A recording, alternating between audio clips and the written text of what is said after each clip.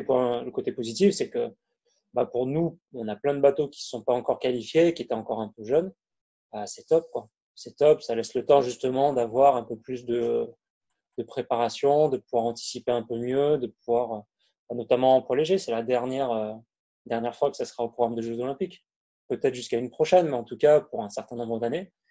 Tu as les petits jeunes qui arrivent et qui sont performants, et ça, c'est du pain béni, quoi. Une année supplémentaire, c'est juste incroyable, notamment pour le WPL, tu vois, avec le petit Ludwig, ça c'est top, tu vois, ça a l'air d'être un super jeune, et une saison supplémentaire, c'est vraiment incroyable, ça peut faire la différence sur la performance d'un bateau.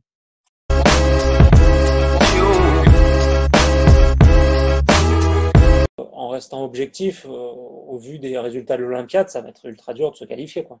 C'est-à-dire qu'il y a quand même, objectivement, il y a encore beaucoup de gens devant, quoi.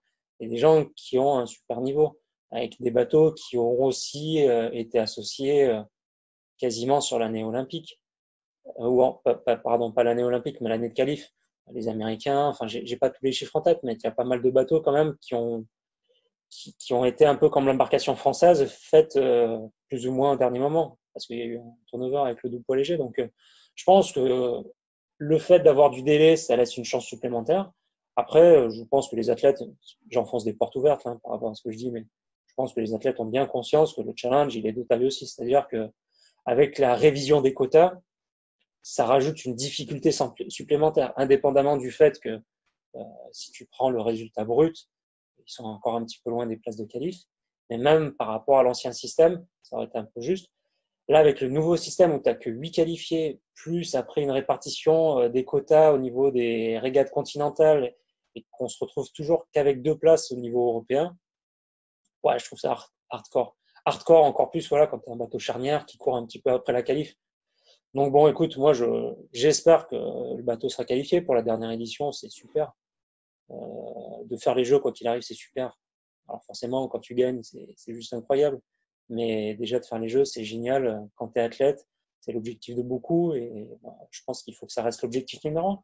Puis après, tu sais pas, tu sais, l'année olympique, il y a beaucoup de blessés. Donc là, j'ai un peu suivi sur les réseaux sociaux, mais j'ai pas eu trop d'écho d'autres rameurs internationaux qui s'étaient blessés en début de saison. Mais bon, souvent, c'est des choses qui arrivent encore plus, nous, sur la catégorie poids léger, où bon, ben, tu tires un peu plus sur la corde avec la gestion du poids. Mais voilà, après, une fois que tu es qualifié, tout peut arriver, quoi. C'est un peu la magie de la compète des jeux, quoi.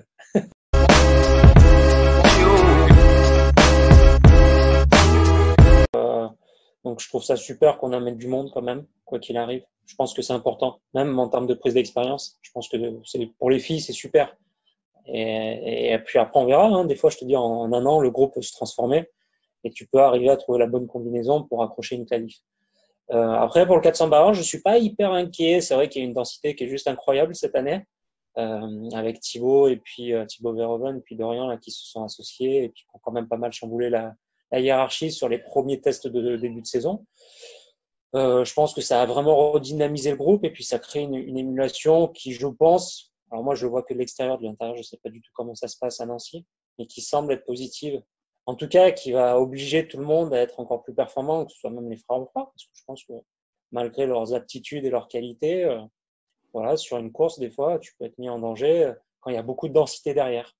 Voilà, quand tu as des gens qui vont sortir du schéma classique sur une, euh, une finale et qui vont un peu bouleverser la physionomie de la course. Et là, des fois, tu peux le payer cash à la fin. Donc, je pense que cette densité, ça va forcément élever le groupe vers le haut et permettra de manière assez, je pense, assez sereine de qualifier le bateau. Enfin, en tout cas, ça, c'est mes convictions. Et puis de présenter, comme on l'avait fait il y a 4 ans, du coup, l'année prochaine, ça fera 5 ans, un 200 et un 400 qui, je pense, peuvent avoir des chances de faire des trucs sympas, quoi.